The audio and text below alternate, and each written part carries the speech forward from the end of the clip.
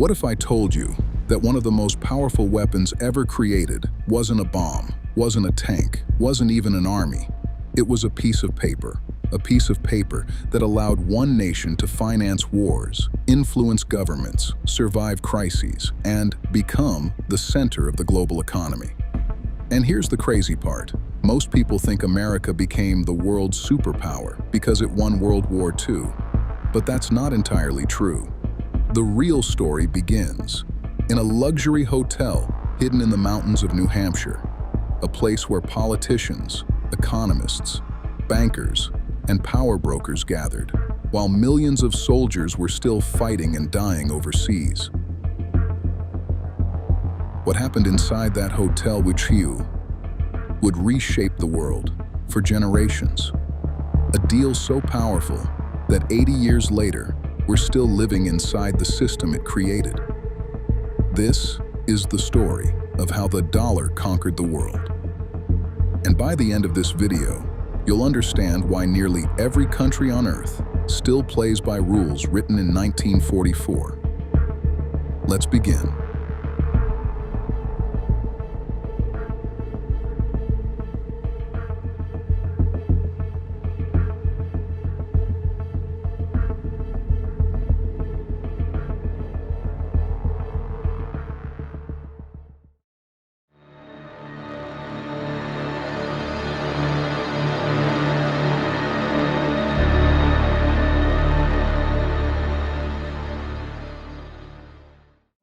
In 1944, Europe was in ruins.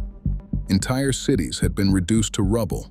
Factories were destroyed. Trade routes were broken. Governments were drowning in debt. Tens of millions of people had been displaced. The global economy was collapsing.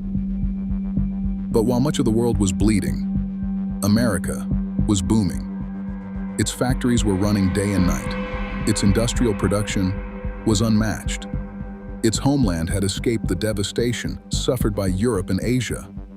The United States was producing tanks, ships, aircraft, weapons, food, oil, everything the Allied war effort needed, and something else was happening, something even more important.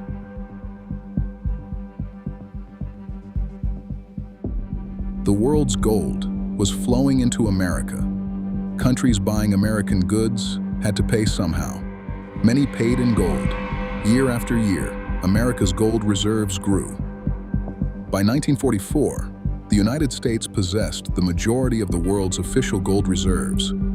Think about that for a second. The world was fighting a war, but America was quietly accumulating, the foundation of a future empire. Not an empire built primarily on military occupation, an empire built on money. And that's where our story takes a turn. Because while soldiers were fighting on battlefields, another battle was being fought behind closed doors, a battle over who would control the post-war world, and the winners were already preparing their move. Now, the war wasn't even over yet, but the architects of a new world order had already chosen the location where history would be rewritten. A remote mountain resort, a secret gathering, and a deal that would change everything.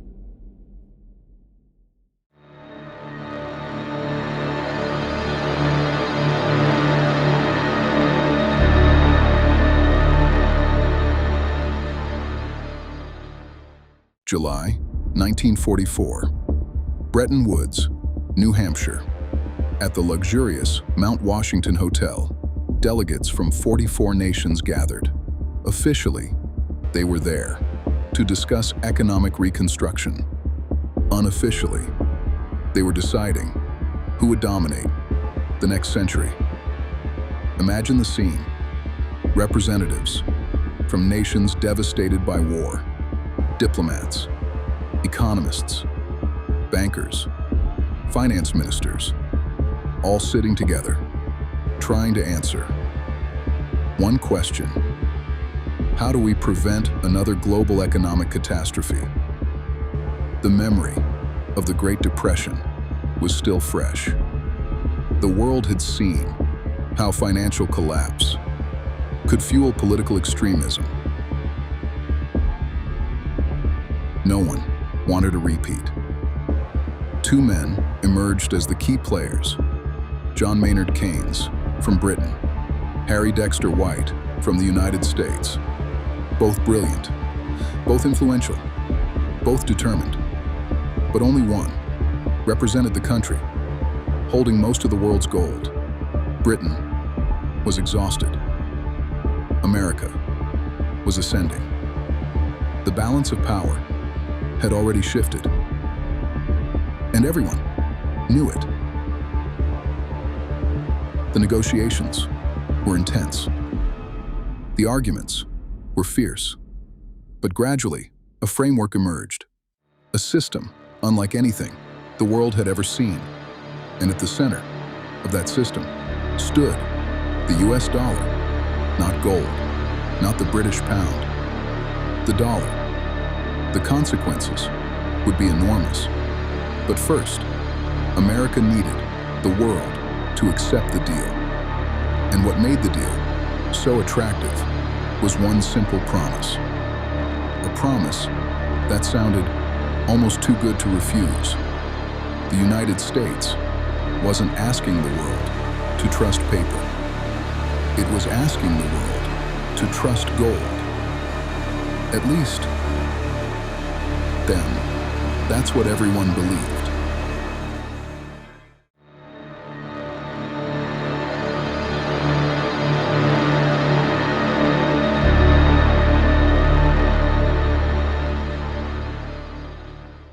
The Bretton Woods system was elegantly simple. Every major currency would be linked to the US dollar, and the US dollar would be linked to gold. $35, 1 ounce of gold, guaranteed. If foreign governments accumulated dollars, they could theoretically exchange them for gold held by the United States. This changed everything.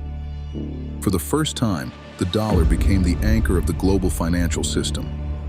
Countries needed dollars. Central banks held dollars. International trade increasingly relied on dollars. The dollar became the bridge connecting the world economy. And because America possessed enormous gold reserves, confidence was high. The arrangement appeared stable, logical, reliable. But hidden beneath the surface was an extraordinary advantage. America could issue the currency everyone needed. Think about that. Imagine owning the printing press for the world's most important money.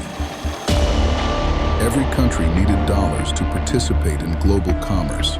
Every country needed access to the American financial system. Every country became connected to a network centered on Washington and New York. The effects were profound.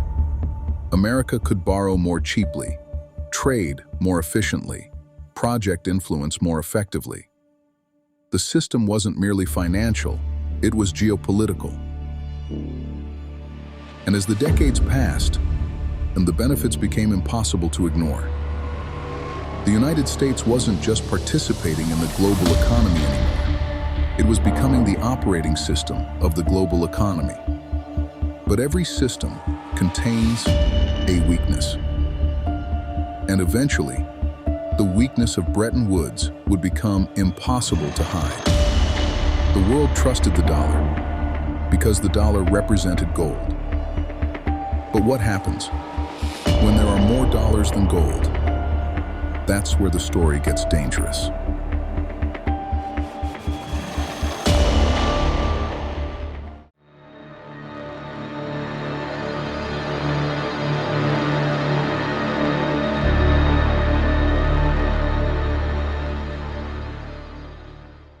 The post-war decades were extraordinary. Economic growth exploded, trade expanded, living standards improved. America became richer, more powerful, more influential. But there was a problem. To supply the world with enough dollars, America had to create more and more of them.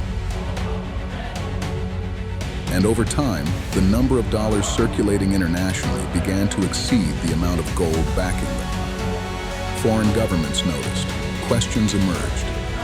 Could every dollar really be converted into gold? Was the promise still credible, or was the system becoming a giant illusion? By the 1960s, concerns were growing. France was particularly skeptical.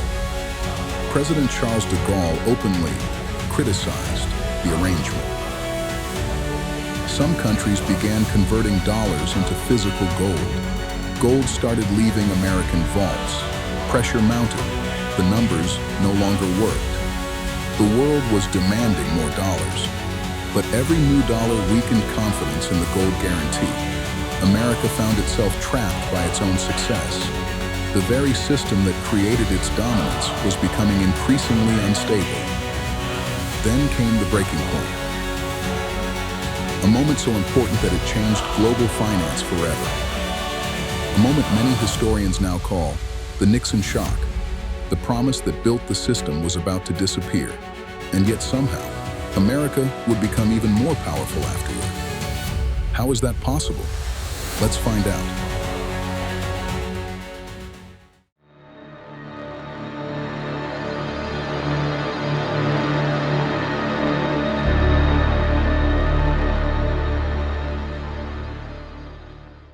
August 15th, 1971. President Richard Nixon appeared on television. Millions watched. Most had no idea they were witnessing one of the most important economic announcements in modern history. Nixon suspended the convertibility of dollars into gold. Just like that, the link was broken. The cornerstone of Bretton Woods vanished. The dollar was no longer backed by gold. The world expected chaos. Some predicted collapse. Others predicted the end of American financial leadership. But something unexpected happened. The dollar survived. Not only did it survive, it remained dominant. How? Because by then, the world had already built its financial infrastructure around it. Banks used dollars. Governments held dollars. Corporations traded in dollars. Markets depended on dollars. The network was simply too large, too interconnected, too valuable to abandon overnight. The United States had achieved something extraordinary. The dollar no longer required gold. The world itself had become the backing. And that opened the door to an entirely new phase of American influence. One that involved oil, the Middle East, and another strategic deal. A deal that would reinforce dollar dominance for decades. The gold era was over, but a new source of power was emerging. Black gold, oil. And once again, America was positioned at the center.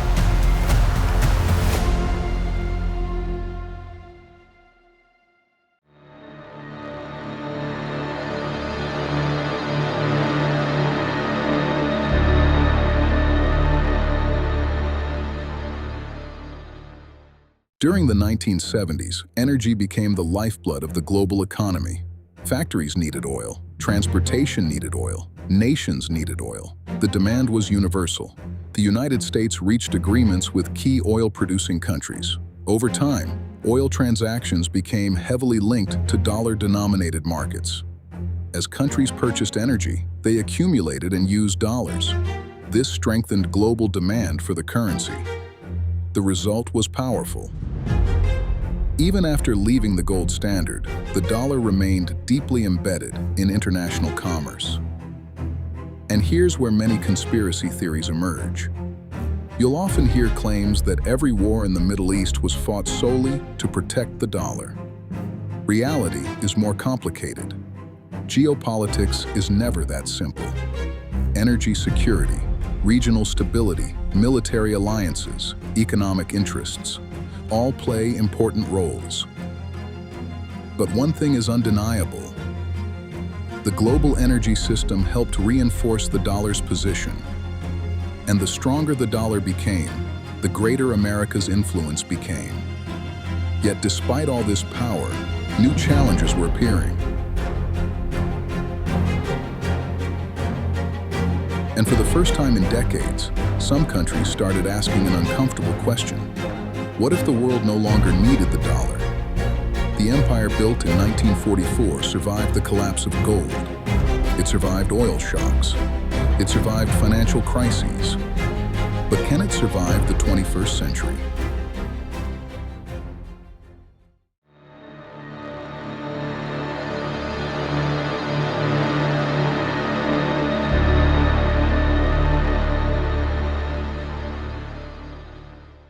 Today, the dollar remains the world's dominant reserve currency. Governments hold it. Banks use it. Companies transact with it. Investors seek it during crises. Why? Because trust is hard to replace. Financial systems take decades to build. Markets value stability, liquidity, predictability, okay. And despite its flaws, the dollar ecosystem remains unmatched. The United States possesses deep capital markets, strong institutions, global financial infrastructure, military influence, technological leadership, and enormous network effects. Replacing the dollar isn't impossible, but it is incredibly difficult. Many countries are exploring alternatives. China promotes the yuan. Regional payment systems are emerging.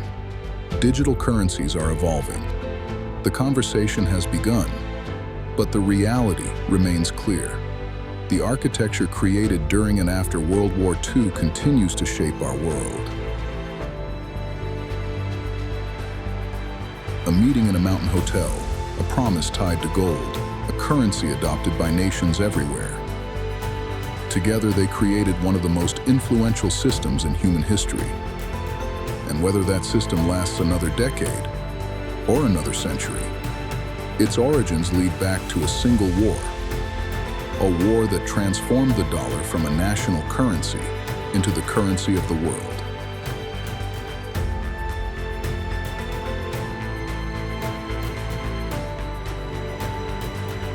The next time you see a dollar bill, remember, you're not just looking at money. You're looking at the foundation of a system that reshaped global power. A system born from war, built through strategy, protected by trust, and still influencing the lives of billions today. But here's the question. If the dollar's dominance began with one deal, what deal could eventually bring that dominance to an end? That's a story for another video. Welcome to Hidden Dominion,